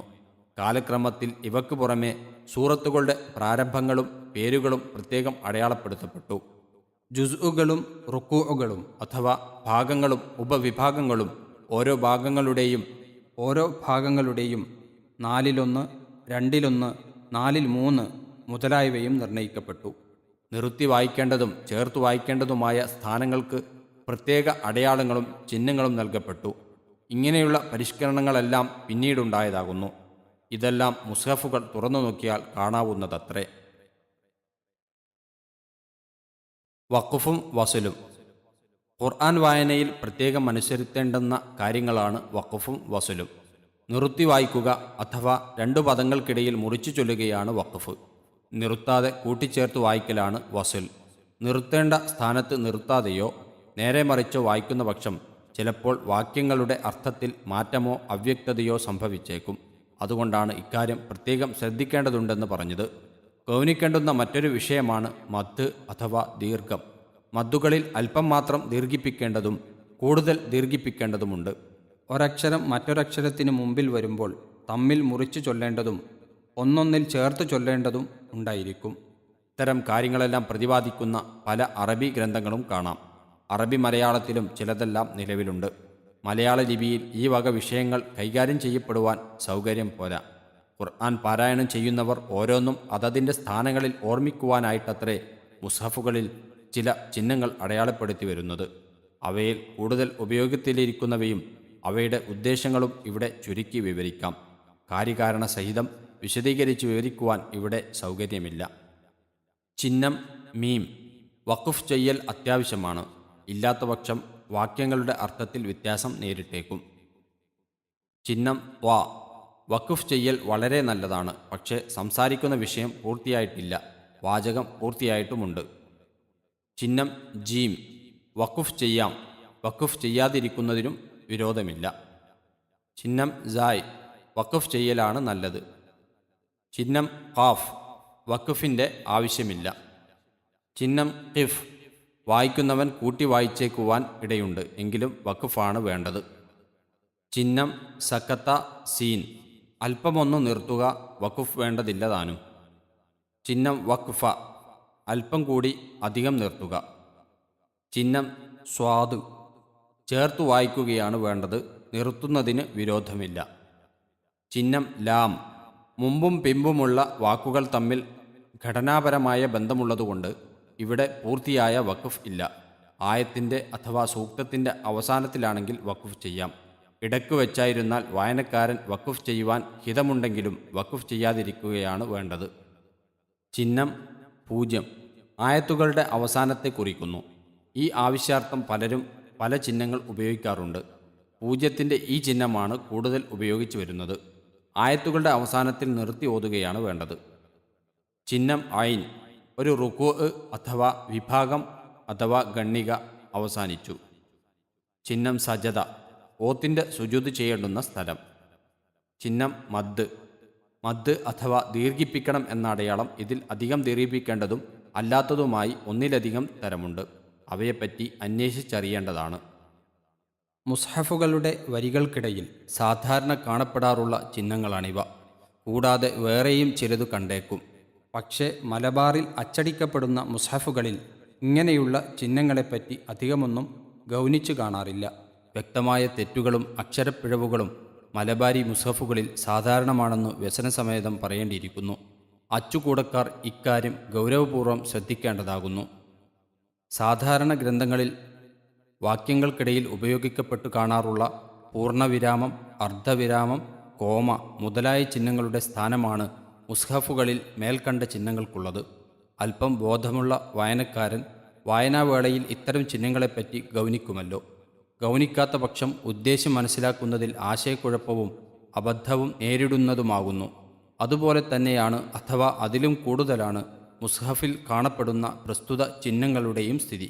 ഖുർആന്റെ അർത്ഥം അറിയുകയും അത് ഓർത്തുകൊണ്ട് വായിക്കുകയും ചെയ്യുന്നവർക്ക് ഈ ചിഹ്നങ്ങളുടെ സന്ദർഭങ്ങളും ആവശ്യങ്ങളും ശരിക്ക് ഗ്രഹിക്കുവാൻ കഴിയും. ഖുർആനിലെ വഖഫുകൾ അറിയാത്തവന് ഖുർആൻ അറിയുകയില്ല എന്ന മഹത് വാക്യം വളരെ അർത്ഥവത്താകുന്നു. വായനാ വ്യത്യാസങ്ങൾ. ഖുർആൻ വായനക്കാർ അറിഞ്ഞിരിക്കേണ്ടുന്ന മറ്റൊരു കാര്യമാണ് ചില പദങ്ങളിലുള്ള വായനാ വ്യത്യാസങ്ങൾ. മുൻകാലത്ത് ഖുർആൻ പഠനവും വായനയും അഭ്യസിച്ചിരുന്നത് ഇന്നത്തെ പോലെ ഗ്രന്ഥങ്ങളെ ആസ്പദമാക്കിയായിരുന്നില്ല. നബി സല്ലല്ലാഹു അലൈഹി വസല്ലമയിൽ നിന്ന് സ്വഹാബികളും അവരിൽ നിന്ന് അവരുടെ പിൻഗാമികളുമായി നേരിൽ കേട്ടു പരിചയിക്കുന്ന പതിവായിരുന്നു മുമ്പുണ്ടായിരുന്നത്. ഇങ്ങനെ പരിചയിച്ചവരിൽ ചിലർ ഖുർആനിൽ കൂടുതൽ നൈപുണ്യം നേടിയവരായിരുന്നതുകൊണ്ട് അവരുടെ വായനാരീതിയും ഉച്ചാരണക്രമങ്ങളും പിൻഗാമികൾ കൂടുതലായി അനുകരിച്ചു വന്നു. അങ്ങനെയുള്ള മഹാന്മാരുടെ വായനാ സമ്പ്രദായങ്ങളിൽ പരസ്പരം ചില വ്യത്യാസങ്ങൾ കാണപ്പെട്ടേക്കും. എന്നാൽ അവയൊന്നും തന്നെ ഖുർആന്റെ തത്വങ്ങളിലോ ആശയങ്ങളിലോ പ്രതിപാദ്യ വിഷയങ്ങളിലോ മാറ്റം വരുത്തുന്നവയല്ലതാനും. അഥവാ വ്യാകരണപരമോ സാഹിത്യപരമോ ഉച്ചാരണ സംബന്ധമോ ഉള്ള അല്പസ്വല്പ വ്യത്യാസങ്ങൾ മാത്രമായിരിക്കും. ഇതിൻ്റെ ഏതാണ്ടൊരു സ്വഭാവം മനസ്സിലാക്കുവാൻ ചുരുക്കം ചില ഉദാഹരണങ്ങൾ കാണിക്കാം. 1. സൂറത്തുൽ ഫാത്തിഹയിലെ 3-ാം ആയത്തിൽ മലിക്കി എന്നും മാലിക്കി എന്നും വായനയുണ്ട്. പ്രതിഫല ദിവസത്തിൻ്റെ രാജാവ് എന്ന് ഒന്നാമത്തേതിനും പ്രതിഫല ദിവസത്തിൻ്റെ ഉടമസ്ഥൻ എന്ന് രണ്ടാമത്തേതിനും അർത്ഥം വരുന്നു. രണ്ടും തമ്മിൽ ആശയവിരുദ്ധമില്ലല്ലോ. 2. സൂറത്ത് സബ 15-ൽ മസ്കനിഹിം എന്നും മസാക്കിനിഹിം എന്നും വായിക്കപ്പെട്ടിരിക്കുന്നു. ക്രമപ്രകാരം അവരുടെ വാസസ്ഥലം എന്നും അവരുടെ വാസസ്ഥലങ്ങൾ എന്നുമാണർത്ഥം. ഒന്ന് ഏകവചനവും മറ്റേത് ബഹുവചനവുമാണ് എന്ന വ്യത്യാസം മാത്രം. അതേ സൂറത്ത് വചനം 13-ൽ കൽ ജവാബി എന്നും കൽ ജവാബി എന്നും വായനയുണ്ട്. ഇത് രണ്ടും എഴുത്തിലും വായനയിലും അല്പവ്യത്യാസം കാണാമെങ്കിലും അർത്ഥവും പദവും ഒന്നു തന്നെയാണ്. വീണ്ടും അതേ സൂറത്തിൽ തന്നെ 19-ൽ ബഅദ എന്നും ബാഇദ് എന്നും വായന കാണാം. അക്ഷരവ്യത്യാസമുണ്ടെങ്കിലും അർത്ഥവ്യത്യാസമില്ല. 3. അഇന്ന എന്ന ഇരട്ട അവ്യയം അഇന്ന, അയിന്ന, ആയിന്ന എന്നും മറ്റും വായിക്കപ്പെട്ടിട്ടുണ്ട്. ഉച്ചാരണത്തിൽ മാത്രമാണ് ഈ വ്യത്യാസം. ഇങ്ങനെയുള്ള പ്രധാന വായനാ വ്യത്യാസങ്ങളെപ്പറ്റി നാം അവസരോചിതം ചൂണ്ടിക്കാട്ടുന്നതാണ് ഇൻഷാ അല്ലാഹ്. അബൂബക്കർ, ഉമർ, ഇബ്നു മസ്ഊദ്, ഉബയ്യ്, സയ്യിദ്, സാലിം, മുആദ്, ഇബ്നു അബ്ബാസ്, ഉസ്മാൻ, അലി റളിയല്ലാഹു അൻഹും തുടങ്ങിയ അനേകം പേർ ഖുർആനിൽ പ്രത്യേക നൈപുണ്യം നേടിയ സ്വഹാബി വര്യന്മാരിൽ ഉൾപ്പെട്ടവരാകുന്നു. ഇവരിൽ നിന്ന് കേട്ടും പരിചയിച്ചും വന്ന ശിഷ്യപരമ്പരയിൽപ്പെട്ടവരും ഹിജ്റ 2-ാം നൂറ്റാണ്ടിൽ ജീവിച്ച ഖുർആൻ വായനക്കാരിൽ അഗ്രഗണ്യരും ആയിരുന്ന 7 മഹാന്മാരുടെ നാമങ്ങൾക്ക് പിൽക്കാലത്ത് പ്രത്യേകം പ്രസിദ്ധി ലഭിച്ചു. അബു അംർ, ഇബ്നു കസീർ, നാഫിഅ, ഇബ്നു ആമിർ, ആസിം, ഹംസ, അലി ഇവരാണ് ആ മഹാന്മാർ. ഇവർ അൽ ഖുറാഉ സബ്അ അഥവാ 7 ഓത്തുകാർ എന്ന പേരിൽ അറിയപ്പെടുന്നു. അൽ ഖുറാഉ സബ്അ. അബു അംർ ബിനുൽ അലാഇൽ ബസരി, മരണം ഹിജ്റ 154. ഇബ്നു കസീറുൽ മക്കി, മരണം ഹിജ്റ 120.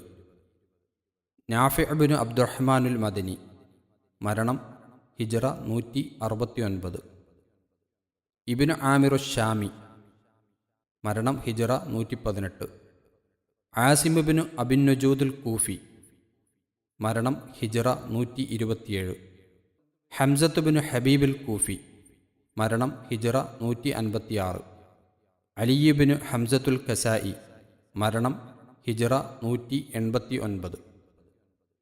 ഇവരുടെ വായനാ രീതികളാണ് പൊതുവിൽ അംഗീകരിക്കപ്പെട്ടു വരുന്നത്. ഈ 7 പേർക്കിടയിൽ ചുരുക്കം ചില സ്ഥലങ്ങളിൽ കാണപ്പെടുന്ന വായനാ വ്യത്യാസങ്ങളെയാണ് നാം ഉദാഹരണ സഹിതം മുകളിൽ സൂചിപ്പിച്ചത്. ഒരേ ഭാഷക്കാർ പോലും പല ദേശക്കാരും പല കാലക്കാരും ആകുമ്പോൾ ചില വാക്കുകളുടെ പ്രയോഗത്തിലും ഉച്ചാരണത്തിലും പരസ്പരം വ്യത്യാസം കാണുക സ്വാഭാവികമാണ്. കേരളക്കരയുടെ തെക്കും വടക്കും മധ്യത്തിലും താമസിക്കുന്നവർ തമ്മിലുള്ള ശബ്ദശൈലി വ്യത്യാസങ്ങൾ നമുക്ക് സുപരിചിതമാണല്ലോ. കയ്യെഴുത്തിൽ പോലും ഈ വ്യത്യാസം കണ്ടേക്കും. അരനൂറ്റാണ്ടിന് മുമ്പും പിമ്പുമുള്ളവർ തമ്മിലും സംസാരത്തിലും ലിപിയിലും വ്യത്യാസമുണ്ടായിരിക്കും.